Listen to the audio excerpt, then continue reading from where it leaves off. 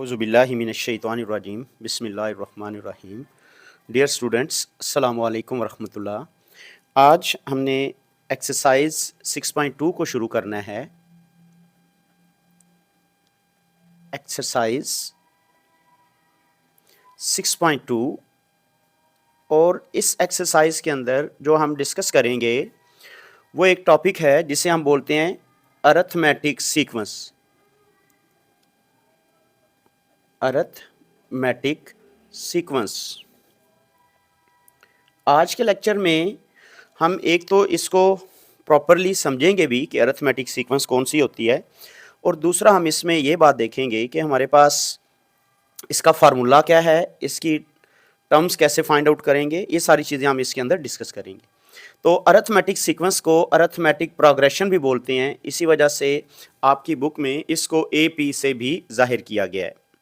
ठीक है, अब यहाँ पर जो अरिथमेटिक सीक्वेंस है, पहले बताऊँ सीक्वेंस लास्ट लेक्चर के अंदर हमने पढ़ा था कि कोई भी फंक्शन हो f ऑफ x, तो अगर x की कीमतें जो हैं कोई भी नेचुरल नंबर दर्ज करें, नेचुरल नंबर 1 2 3 4 5 6, तो उससे जो रिजल्ट बनता है f ऑफ x वो सीक्वेंस कहलाता है।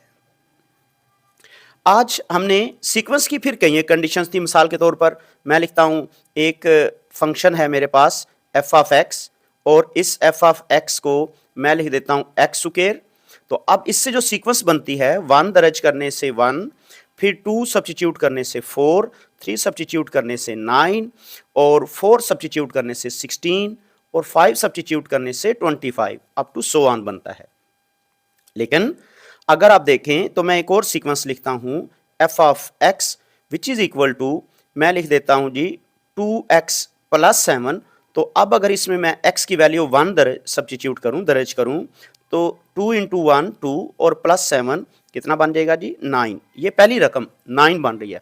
दूसरी रकम क्या बनेगी 2 इंटू 2 4, 4 में 7 ऐड करेंगे तो मेरे पास रिजल्ट आ रहा है जी 13। और फिर जब इसमें हम ऐड करेंगे कितना 3 2 टाइम ये बनेगा 6, और 6 और प्लस जो मेरे पास रिजल्ट बनता है, जब मैं यहाँ पर 3 दर्ज करता हूँ तो 6 बनता है, 6 में 7 जमा करेंगे तो ये 13 बनता है। हाँ जी, ज़रा यहाँ पर देख लीजिएगा ये 11 बनता है, शाबाश, सॉरी ये 11 बनता है जब हम इसमें 2 दर्ज करेंगे। तो इससे जो सीक्वेंस बनती है ये ऐसी सीक्वेंस, इसमें देखें डिफरेंस कितना है, पहले वाली सीक्वेंस में 3 का है, फिर आगे 5 का है, और यहाँ पर देखें ज़्यादा हो गया 7 का है, और यहाँ उससे भी ज़्यादा हो रहा है। तो सीक्वेंस में डिफरेंस डिफरेंट है। यहाँ पर जो मैंने हल किया है 9 11 फिर 13 अप टू सो ऑन, आगे करते तो आगे रिजल्ट आना था 15, आगे करते तो रिजल्ट आना था 17। जब हम इसमें सब्स्टिट्यूट करते जाते हैं तो यहाँ पर जो इनका डिफरेंस है वो 2 है, और 2 के साथ साथ बात ये होगी कि वो एक जैसा है। अगर एक जैसा डिफरेंस हो किसमें, किसी भी सीक्वेंस में, तो ऐसी सीक्वेंस को हम बोलते हैं अरिथमेटिक सीक्वेंस। ठीक है, sequence with same difference, sequence with same difference, जिसमें सेम डिफरेंस होगा,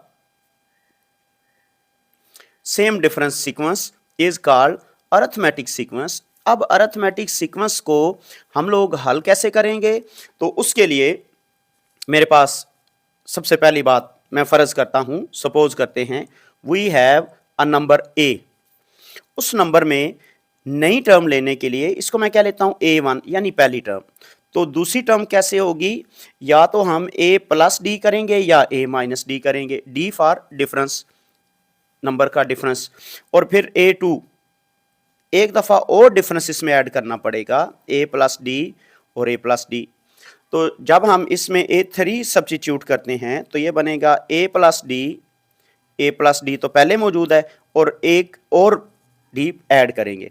तो मतलब ये बनी कि हर आने वाली टर्म में कोई ख़ास नंबर ऐड हो रहा है, तो इससे कुलिया बन रहा है। ये देखें, इसको मैं लिख सकता हूँ a प्लस 2d, a2 को, और सॉरी ये a3 है जी, a3 को, और a4 को हम क्या लिखेंगे a प्लस 3d, a4 की बात हो रही है।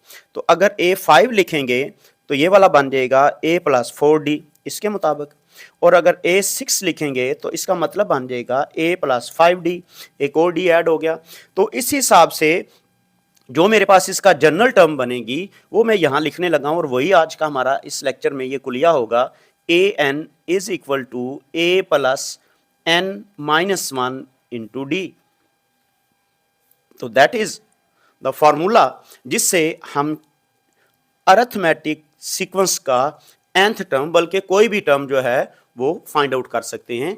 इसमें यहां तक आपने ये बात याद रखनी है, ठीक होगी बात।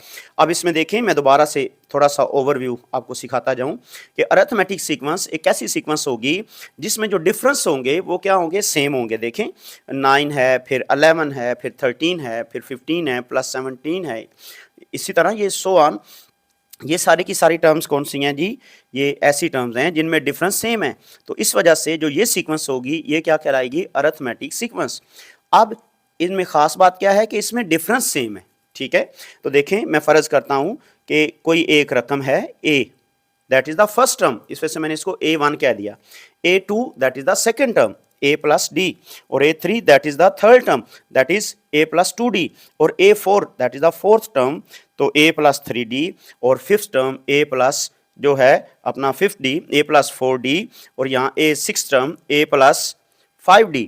तो इट मीन यहाँ पर ये नंबर जो 6 है, यहाँ पर नंबर 5 है, यहाँ नंबर 5 है तो यहाँ नंबर 4 है, यहाँ नंबर 4 है तो यहाँ नंबर 3 है, यहाँ नंबर 3 है तो यहाँ नंबर 2 है। तो मतलब ये कि अगर मुझे nth टर्म निकालना हुई तो मैं क्या लिखूंगा, A N is equal to A plus N minus one into D. तो आज हमने यहाँ तक ये बात डिस्कस की है। नेक्स्ट इंशाल्लाह इसके क्वेश्चंस को सॉल्व करते हैं। अस्सलाम वालेकुम वरहमतुल्लाहि वबरकातुहू।